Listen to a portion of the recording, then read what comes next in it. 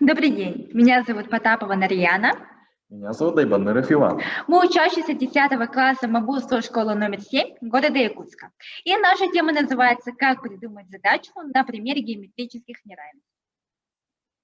Актуальность. Одной из основных задач обучающихся является совершенствование и углубление своих знаний по предмету.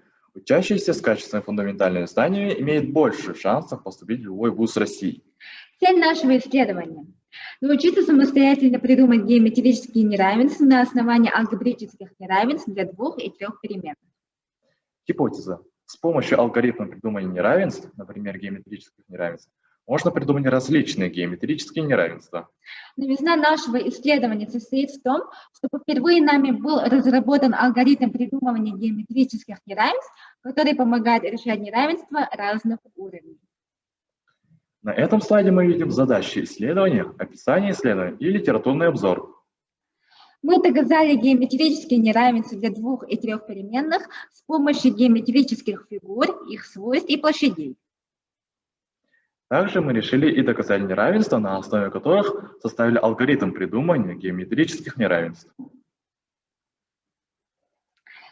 Мы составили чек-лист по составлению геометрических неравенств. Оно состоит из 5 шагов, как мы видим.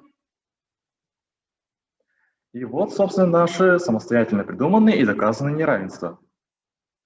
Собственно, само их доказательство. И заключение.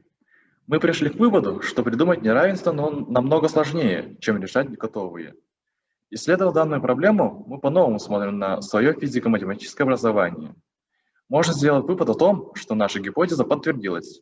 Мы поняли, чтобы придумать хоть одну задачу или неравенство, нам нужны глубокие фундаментальные знания не только по алгебре, но и геометрии и тригонометрии, введение связи между алгебрическими и геометрическими формулами, критичное мышление, владение такими логическими операциями, как анализ, синтез, классификация и сравнение, также обдумывание полученного результата.